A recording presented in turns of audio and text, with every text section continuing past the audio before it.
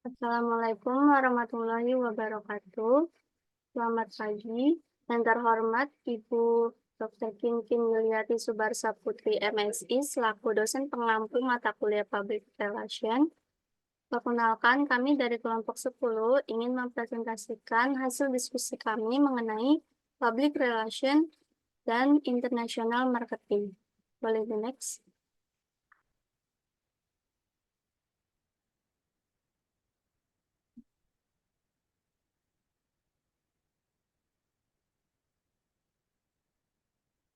Anggota kelompok kami ada saya sendiri, Anissa Sari, Cahya Mustika Gandasari, Imelda Bekai, dan Sapna Hada Giastri.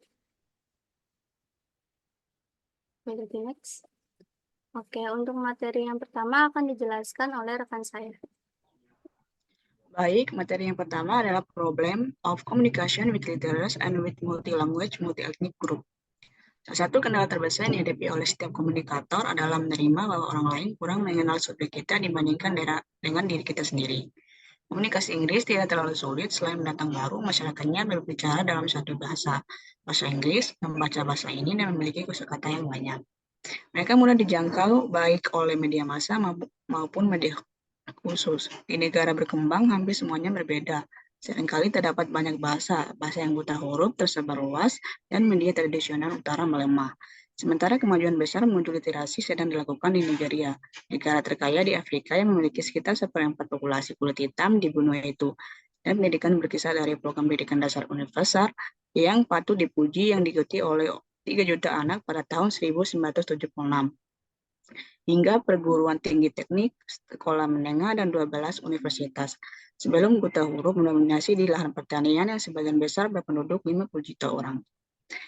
Kehadiran media etalisi sebagai utara di daerah perkotaan dapat menyesalkan karena seperti yang dinyatakan oleh Jeremy Tunstall, di negara Afrika dan Asia yang lebih miskin, infusi media barat dapat memperkuat dan memperluas ketidaksetaraan yang ada. Karena media impor dikonsumsi terutama oleh kaum urban dan relatif makmur. Dan karena impor menjadi pengganti untuk menyediakan media domestik yang murah di sebagian besar wilayah, ketidaksetaraan mungkin akan meningkat. Untuk materi selanjutnya akan dilanjutkan oleh rekan saya.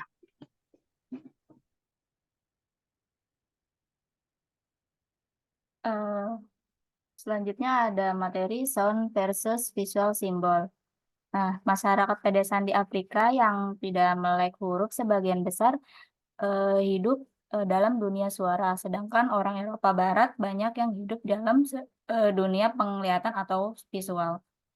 Bunyi atau suara memiliki sifat dinamis, artinya bergerak dan berubah-ubah. Bunyi juga mengindikasikan atau menunjukkan adanya hal-hal dinamis seperti bergerak, gerakan, kejadian, ataupun aktivitas. Suara penting bagi masyarakat Afrika pedesaan karena berkaitan dengan waspada terhadap bahaya. Karena masyarakat pedesaan Afrika banyak yang hidup di dalam terbuka seperti padang rumput ataupun semak-semak. Nah, lingkungan rawan tersebut seperti hewan buas ataupun bencana alam. Dengan demikian, suara menjadi penting bagi masyarakat Afrika untuk tetap waspada dan menghindari bahaya di lingkungan tempat tinggal mereka. Nah, sementara di Eropa Barat, penglihatan diutamakan berdasarkan anggapan mereka, yaitu melihat adalah percaya, yang berarti lebih mempercayai apa yang dilihat daripada didengar. Lalu media massa dan cetak gambar umum digunakan untuk berkomunikasi.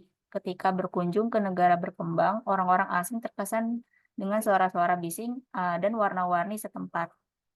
Jadi suara warna merupakan faktor komunikasi utama yang berbeda antara masyarakat Afrika dan Eropa Barat. Suara lebih dominan di Afrika, lalu visual lebih dominan di Eropa Barat.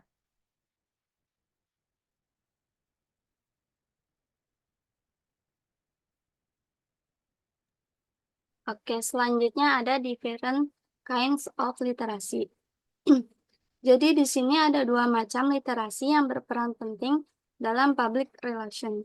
Yang pertama adalah literasi visual, yaitu merupakan kemampuan yang dimiliki seseorang untuk membedakan dan menafsirkan tindakan visual yang sering ditemui di dunia nyata. Kurangnya kesadaran akan literasi visual akan berdampak pada kemampuan seseorang dalam berkomunikasi secara efektif. Dalam hubungan masyarakat, literasi visual berperan sangat penting karena berperan sebagai media penyampaian informasi melalui gambar, video, atau media visual lainnya. Kemudian, literasi yang kedua adalah literasi lisan. Merupakan kemampuan seseorang dalam menggunakan bahasa lisan yang baik dalam berkomunikasi dengan orang lain. Literasi lisan juga merupakan salah satu hal yang penting dalam hubungan masyarakat atau public relation, karena seorang humas seringkali melibatkan orang lain dalam berinteraksi, misalnya dalam hal wawancara, presentasi, atau diskusi. Oleh karena itu, seorang praktisi humas perlu memahami serta dapat menguasai keterampilan dua literasi ini, yaitu literasi visual dan lisan, agar komunikasi kepada masyarakat dapat tersampaikan dengan baik, efisien, dan efektif. Boleh di next? Selanjutnya ada understanding picture, yaitu keterampilan yang harus dipelajari oleh semua orang, termasuk seseorang yang bekerja pada bidang public relation. Karena kita biasanya cenderung hanya melihat gambar secara keseluruhan saja, tetapi orang yang paham tentang gambar akan melihat gambar dengan sedetail mungkin dan melihatnya itu secara terpisah-pisah dengan tujuan untuk membuat keseluruhan gambar itu dapat dipahami. Gambar dalam dunia kehumasan juga berperan sangat penting, karena dengan adanya gambar, suatu pesan dapat tersampaikan dengan baik kepada publik atau masyarakat umum, serta dapat digunakan sebagai bahan informasi atau menjalin komunikasi yang bermanfaat. Oleh karena itu, seorang humas perlu memahami bagaimana cara mengambil gambar yang baik agar dapat terjadi komunikasi secara visual yang efektif. Boleh di next? Selanjutnya akan dijelaskan oleh rekan saya. Selanjutnya ada visual perception theme. Proses sosialisasi atau familiarisasi terhadap hal baru atau asing termasuk dalam konteks visual. Ketika seorang terbiasa dengan suatu hal, maka hal tersebut akan lebih mudah dikenali dan diterima. Tulunghua menyoroti bahwa dalam konteks menonton film, terutama bagi orang yang tidak terbiasa melihat foto atau gambar, menampilkan gambar-gambar yang berurutan secara cepat bisa menjadi tidak efektif karena tidak langsung dikenali atau dipahami. Dalam konteks visual perception theme, proses familiarisasi atau familiarization proses menjadi penting. Ketika seorang terbiasa dengan suatu pola atau stimulus visual tertentu, waktu yang diperlukan untuk mengenali atau memproses stimulus tersebut menjadi lebih singkat. Oleh karena itu, dalam memproduksi film atau konten visual lainnya, penting untuk memperhatikan tingkat kefamiliaran audiens dengan tema atau format yang ditampilkan agar pesan dapat disampaikan dengan efektif. Dalam hal ini, film pendek yang disebutkan sebagai contoh Better Shopkeeping menunjukkan bahwa pesan-pesan penting disampaikan secara berulang dalam alur cerita yang sederhana, sehingga dapat dengan mudah dipahami dan diterima oleh audiens. Ini menjadi penting karena popularitas dan ketersediaan bioskop keliling di negara-negara dunia ketiga, sehingga film-film yang disajikan harus tetap singkat, sederhana, dan berulang-ulang agar dapat meresap dengan baik ke dalam pikiran audiens. Pentingnya menjaga agar film-film promosi dan iklan tetap pendek, sederhana, dan repetitif adalah untuk memastikan bahwa pesan yang ingin disampaikan dapat dipahami dengan mudah oleh audiens yang mungkin belum terbiasa dengan konten yang kompleks. Hal ini terutama relevan dalam konteks negara-negara berkembang, di mana bioskop keliling menjadi sarana populer untuk mengakses konten visual. Banyak film di negara-negara barat yang cenderung panjang dan rumit mungkin tidak efektif dalam mencapai tujuan promosi atau pendidikan di negara tersebut. Next.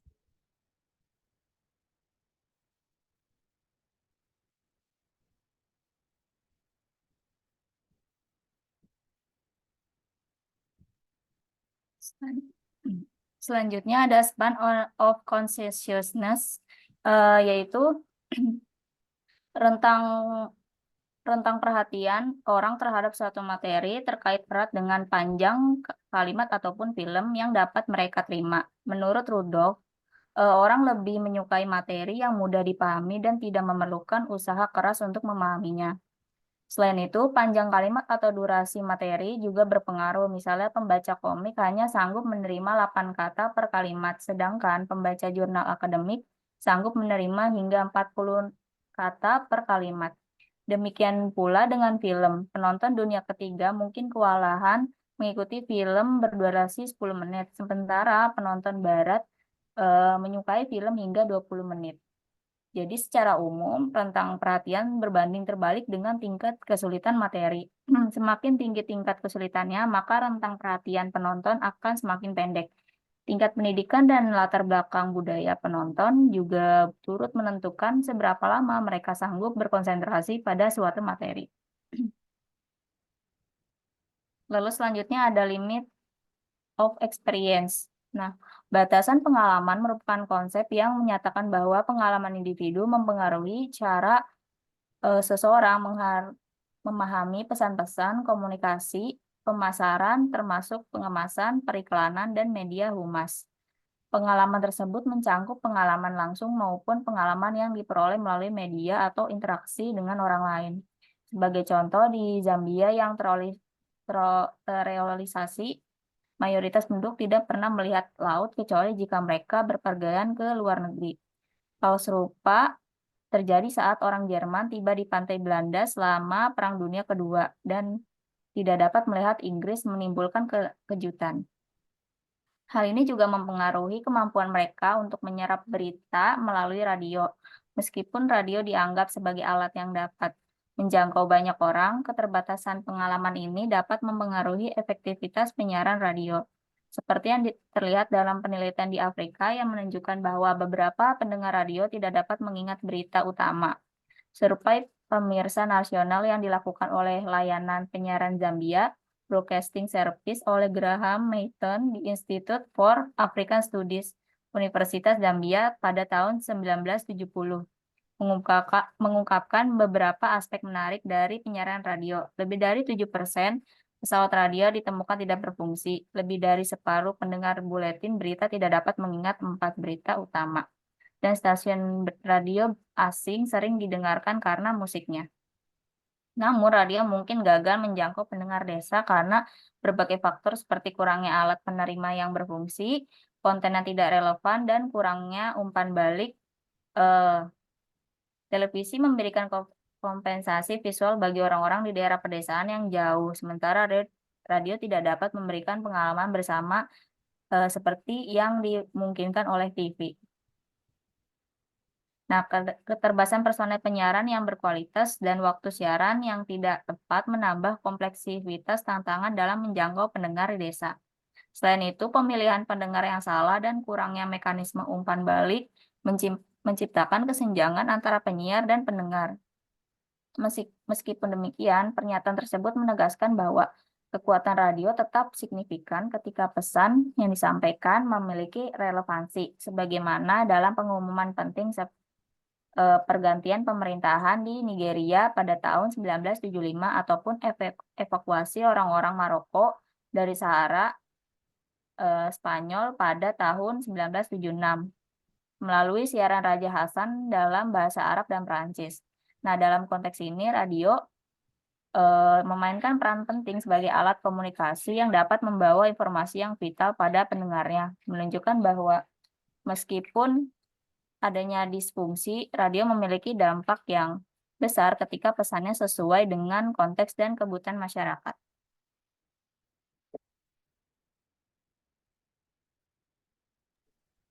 Selanjutnya ada problems of scale. Sementara orang yang tidak terbiasa dengan gambar sudah terbiasa dengan pengurangan ukuran. Karena mereka melihat seseorang menjadi lebih kecil ketika ia bergerak semakin jauh. Pembesaran tidak dapat mereka pahami karena dalam kehidupan nyata, benda-benda tidak mengembang melalui batas normal, kecuali mungkin bayangan yang memanjang.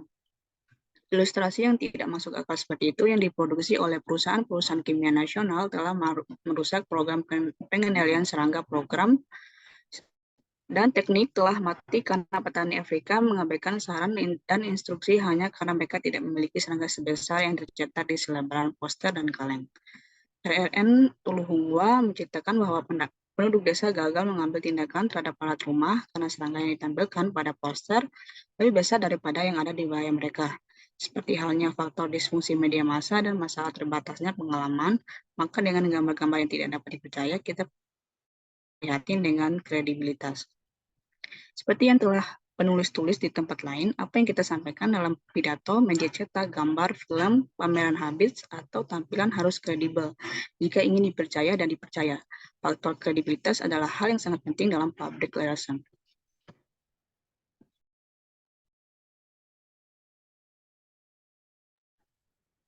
Materi selanjutnya akan dilanjutkan oleh rekan saya. Selanjutnya ada colors.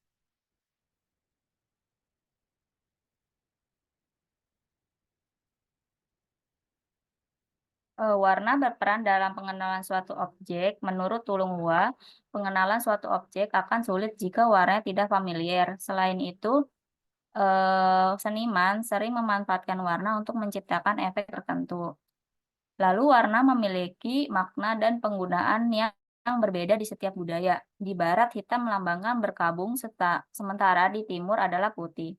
Demikian pula, setiap budaya memiliki preferensi warna tersendiri, seperti orang Afrika menyukai warna cerah dan orang India lebih senang warna putih. Lambang maskapai nasional dan perangko juga merefleksikan selera warna suatu negara. Hal ini penting diperhatikan dalam perancangan produk dan promosi untuk pasar internasional agar sesuai dengan selera orang lokal. Seperti produsen mesin jahit yang gagal laku di Singapura karena warna biru, yang tabu bagi etnis Tionghoa karena warna biru melambangkan kematian. Setelah diubah warnanya, penjualan meningkat. Jadi, sensitivitas budaya penting dalam pemilihan warna untuk produk dan kemasan ekspor. Meski kadang standarisasi warna seperti produk Coca-Cola tetap diterima global, namun adaptasi ke selera setempat juga perlu diperhatikan agar diterima oleh pasar tujuan. Selanjutnya akan dipaparkan oleh rekan saya. Selanjutnya ada multi-language problem. Ketika suatu negara memiliki suatu bahasa resmi, maka lebih mudah bagi negara tersebut untuk mengembangkan media massa. Hal ini juga lebih ekonomis dan menguntungkan dilakukan. Namun, surat kabar berbahasa daerah, jika ada, mungkin memiliki sirkulasi yang relatif kecil. Kendala ini tidak bisa diatasi dengan menyiarkan dalam bahasa yang berbeda, karena masing-masing bahasa hanya dapat menjangkau sebagian kecil dari audiens pada jam tayang tertentu. Meskipun demikian, stasiun regional dapat membatasi diri pada jumlah bahasa yang lebih sedikit. Penting untuk mempertimbangkan bahasa mana yang harus digunakan di negara tertentu. Bahasa kolonial seperti Inggris, Prancis, Portugis, Belanda, atau Spanyol mungkin menjadi bahasa nasional di beberapa negara, tetapi penggunaannya bervariasi. Misalnya di Singapura, bahasa Inggris adalah bahasa nasional, sementara di Malaysia, bahasa Inggris hanya digunakan oleh elit terpelajar. Di negara-negara yang beragam seperti Malaysia dan India, berbagai bahasa mungkin perlu digunakan untuk mencakup semua masyarakat. Di Afrika Selatan, masalah multibahasa mencerminkan kompleksitas sosial yang meliputi masalah rasial dan budaya. Dalam konteks pemasaran internasional, masalah multibahasa menjadi salah satu tantangan terbesar. Di Belgia dan Swiss, misalnya, masalah bahasa juga menjadi hambatan komunikasi yang signifikan, terutama jika ada komplikasi rasial dan budaya. Oleh karena itu, penting untuk memperhitungkan berbagai bahasa dan kompleksitasnya dalam upaya pemasaran internasional atau layanan dan terjemahan publikasi asing. Next.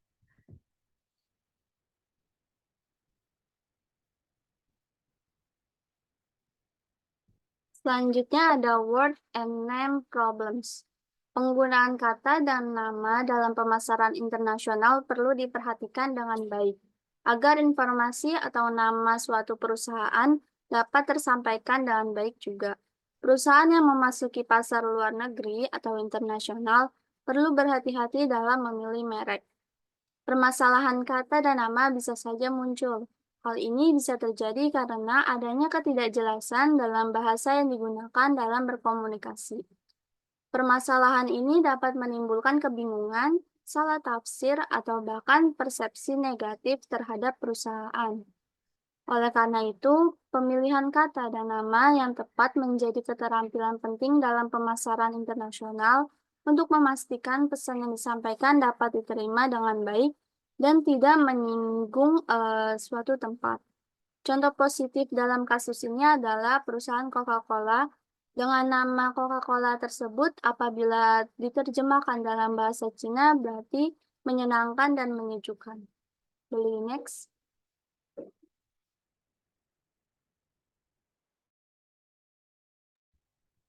Selanjutnya, extent of literacy.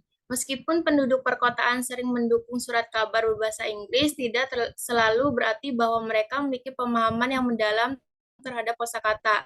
Terdapat kemungkinan bahwa seorang dapat memiliki tingkat pendidikan yang tinggi, namun memiliki kosakata yang sangat mendasar, terutama jika pengalaman pendidikan mereka terbatas pada lingkungan tertentu atau pengalaman belajar yang kurang beragam. Bahkan siswa yang tampaknya memiliki pendidikan tinggi dapat mengalami kesulitan dalam memahami pertanyaan yang seharusnya jelas bagi orang Eropa dan sebagainya, menunjukkan pentingnya penulis pesan pemasaran untuk memperhatikan kejelasan dan kekurangan pesannya, keakuratan pesannya, terutama ketika ditujukan kepada pembaca di luar Amerika Kerajaan. Penting bagi penulis pesan pemasaran atau petunjuk penggunaan produk untuk memperhatikan kosakata yang digunakan, terutama jika pesan tersebut akan dibaca di luar Amerika Kerajaan atau Inggris. Penulis harus mempertimbangkan bahwa pembaca mereka mungkin tidak memiliki pemahaman yang sama terhadap kosakata tertentu, jargon, atau makna kata yang khas bagi pembaca di Amerika Utara atau bahkan di negara lain. Hal ini dapat menjadi masalah bagi perusahaan-perusahaan Inggris yang bersaing dengan perusahaan-perusahaan Amerika di pasar global. Oleh karena itu, perhatian yang lebih besar harus diberikan terhadap penggunaan kata-kata yang jelas dan makna yang mudah dipahami oleh berbagai lapisan masyarakat. Next.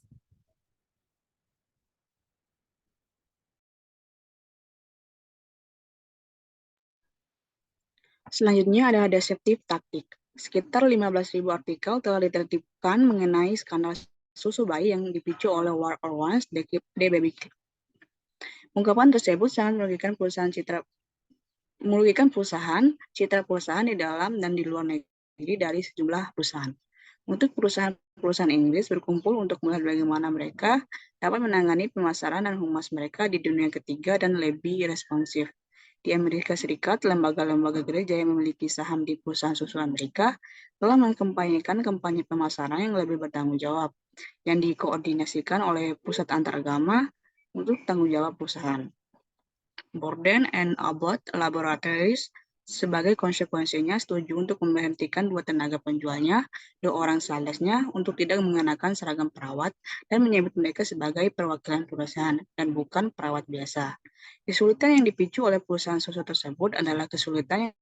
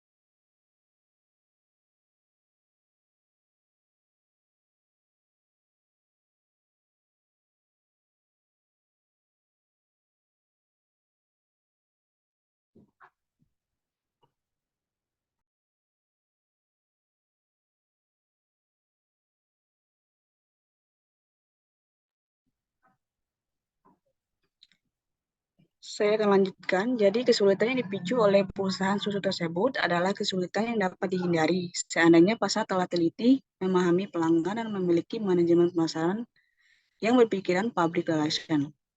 Sebagai hasil dari pandangan pasar yang licik, para ibu di dunia ketiga beranggapan bahwa lebih baik tidak menyusui bayi mereka. Mereka jarang dapat membaca petunjuknya, umpamanya yang tidak memiliki fasilitas yang untuk sterilisasi atau pendinginan. Karena produknya mahal, mereka mengangkatnya sehingga bayi menderita kekurangan gizi. Dan beberapa perusahaan cenderung menjual secara berlebihan dengan skema merchandising. Untuk materi selanjutnya akan lanjutkan oleh rekan saya. Selanjutnya ada Organizing International Public Relation. Pengorganisasian hubungan masyarakat internasional melibatkan penciptaan strategi yang menyeluruh dan mencerminkan keragaman dalam proses komunikasi di seluruh dunia. Riset pasar merupakan langkah yang dapat dilakukan oleh perusahaan untuk menciptakan strategi hubungan masyarakat internasional. Dengan melakukan riset pasar, dapat mengetahui kebutuhan dari para audiens yang berasal dari luar negeri. Strategi hubungan masyarakat internasional yang sukses tergantung pada hubungan dan koordinasi yang kuat dengan internasional, serta ide-ide kreatif yang layak dan relevan dengan untuk ditampilkan di publik. Jika perusahaan sudah sukses di luar negeri, maka ia dapat menggunakan staf humasnya yang ditempatkan secara strategis, atau perusahaan juga dapat menggunakan staf yang berasal dari lembaga lokal. Boleh di next.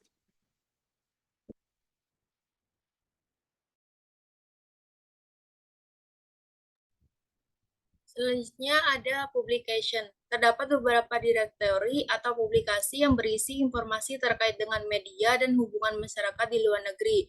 Misalnya Direktori Persbin Volume 2 menyajikan editorial dan informasi tentang pers di 195 negara, termasuk rincian tentang kedutaan, komisi tinggi, lembaga berita nasional, organisasi penyiaran asing yang berbasis di Inggris, dan koresponden. Direktori ini diterbitkan oleh Informasi Bisnis Band Services Ltd. Kemudian ada juga Holis Press dan Hubungan Masyarakat Tahunan yang menyediakan informasi internasional tentang lembaga humas di luar negeri, konsultan PR di sekitar 60 negara, sumber internasional di Inggris, dan lain-lain. Terakhir, perencana PR Eropa memberikan persyaratan editorial dan pers perdagangan, teknis, bisnis, dan pertanian dari 14 negara Eropa. Publikasi ini memungkinkan informasi untuk diakses dengan mudah karena disusun dalam format ink binder, sehingga halaman pengganti yang diperbarui yang bisa dimasukkan. Next. Selanjutnya, organization. Terdapat beberapa organisasi yang bergerak dalam bidang hubungan masyarakat atau PR dan komunikasi bisnis di Eropa dan Amerika Serikat. Organisasi-organisasi tersebut mencakup CIRP atau Federasi Hubungan Masyarakat Eropa, Institut Hubungan Masyarakat di London, Asosiasi Internasional Komunikator Bisnis di San Francisco, dan Asosiasi Hubungan Masyarakat Internasional di London. Setiap organisasi memiliki keterwakilan yang luas di berbagai negara dan beranggotakan para praktisi senior atau profesional di bidang hubungan masyarakat dan komunikasi bisnis. Misalnya, CIRP mewakili PR lembaga, konsultan, dan individu di 13 negara Eropa. Sementara Asosiasi Internasional Komunikator Bisnis memiliki lebih dari 10.000 anggota profesional di seluruh dunia. Tujuan dari penjelasan ini mungkin adalah untuk memberikan informasi tentang jaringan dan keterlibatan organisasi-organisasi tersebut dalam mendukung dan memajukan bidang hubungan masyarakat dan komunikasi bisnis secara internasional. Next.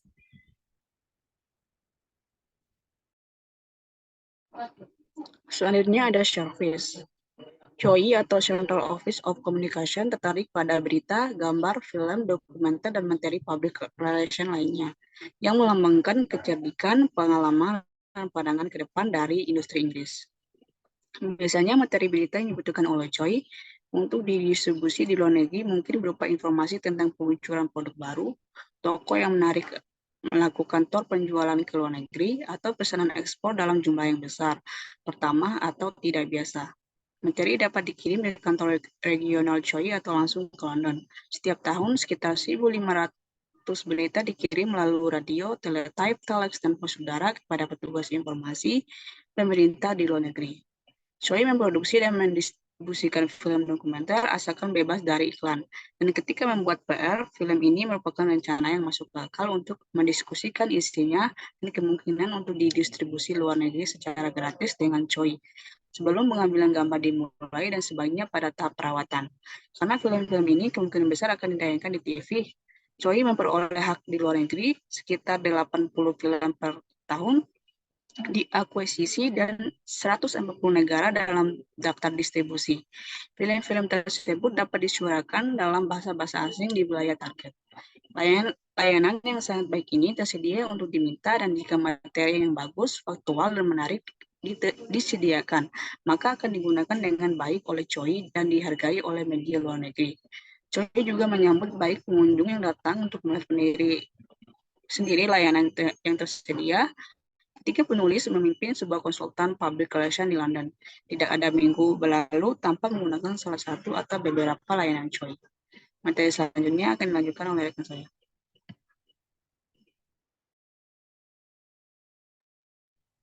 Selanjutnya ada studi kasus di Indonesia. Dampak media digital public relation terhadap Shell Indonesia. Salah satu unit bisnis Shell Indonesia, Shell Dealer On, mengalami dampak positif dari penerapan digital PR. Sebelumnya mereka bekerja dengan PR agensi asal Amerika Serikat dengan strategi menyebar press release 2 kali per bulan dan melakukan event di tiap bulannya. Hal ini memberikan pengaruh, yakni traffic website mereka meningkat. Namun konvensi yang dihasilkan untuk mengundang investor berinvestasi dengan SPBU, Shell tidak sebanding dengan kinerja yang telah dilakukan. Ditemukan bahwa Shell DO sangat lemah akan presensi mereka di lingkup digital. Salah satunya adalah user experience yang rumit sehingga calon investor sangat sulit dalam mempelajari konsep dari program kemitraan ini. Next. Adapun langkah yang dapat dilakukan bagi Shell DO melalui digital public relation, yaitu salah satunya dengan mengoptimalisasi website yang dimiliki melalui press release SEO friendly. Terbukti dengan meningkatkan digital public relation, website Shell DO menjadi berada di halaman atas atau pertama Google dalam kurun waktu 1 tahun. Digital PR tidak hanya mengenai konten yang dibuat secara daring dan optimalisasi SEO. Digital PR juga dapat dikombinasikan dengan komunitas. Shell DO mengenalkan program ini kepada komunitas yang menjadi target market mereka, diantaranya komunitas pengusaha dan komunitas otomotif. Terbukti ketika pandemi, investor program kemitraan Shell DO meningkat lebih banyak dari biasanya.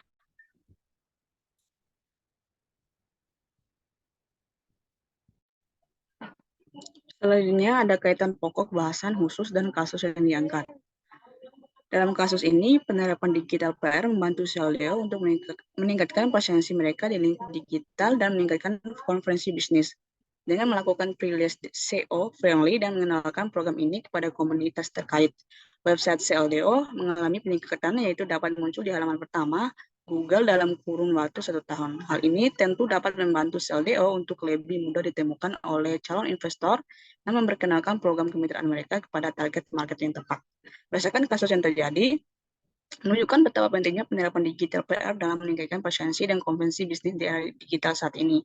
Selain itu, dalam menciptakan digital PR, seorang humas perlu memperhatikan tampilan website mereka dengan baik agar memberikan pengalaman yang menarik bagi pengunjung website. Semakin bagus tampilan website suatu perusahaan, semakin banyak juga yang akan berkunjung ke website tersebut, serta perusahaan itu akan dikenali oleh banyak orang. Ya, materi selanjutnya akan ditunjukkan oleh rekan saya. Selanjutnya adalah perspektif tulisan dari studi kasus tadi, yaitu dampak media digital public relation terhadap Shell Indonesia, khususnya unit bisnis Shell Dealer Owned, telah membawa dampak positif yang signifikan.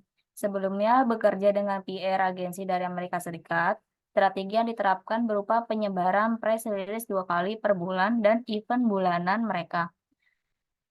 Namun, konveksi untuk mengundang investor berinvestasi dan SPBU Sale tidak sebanding dengan upaya yang dilakukan. Nah, dalam era digital saat ini, penerapan digital PR telah membawa dampak positif yang signifikan bagi unit bisnis sel. Nah, meskipun sebelumnya mengalami tantangan dalam memperkuat presensi digital, mereka langkah-langkah seperti optimalisasi website melalui press release SEO friendly adalah membantu sel DO mendapatkan peringkat teratas di Google dalam waktu singkat. Selain itu, kolaborasi dengan komunitas-komunitas yang relevan telah meningkatkan partisipasi, terutama selama masa pandemi di mana minat investor terhadap program kemitraan sel DO meningkat secara signifikan. Hal ini menegaskan bahwa digital PR bukan hanya tantangan konten dan SEO, tapi juga tentang membangun hubungan yang kuat dengan komunitas untuk mencapai tujuan bisnis besar. Lalu menurut kelompok kami, dalam kasus yang diangkat mengenai penerapan digital PR oleh sel dealer owner DO yang mengalami dampak positif, terdapat beberapa perspektif yang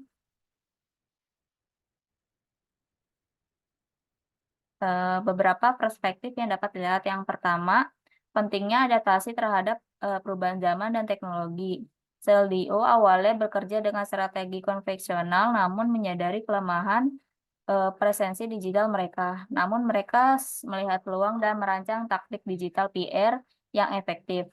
Lalu kedua, kolaborasi digital PR dan komunitas sebagai strategi pemasaran yang cerdas. Dengan mengenalkan program kepada komunitas target, sel DO berhasil meningkatkan minat investor, terutama pada masa pandemi. Hal ini menunjukkan bahwa pentingnya memahami audiens dan memanfaatkan jaringan komunitas untuk mencapai tujuan pemasaran. Hal ini memberikan inspirasi bagi perusahaan lain untuk terus berinovasi dalam strategi pemasaran digital mereka guna mencapai kesuksesan lebih besar di era digital ini.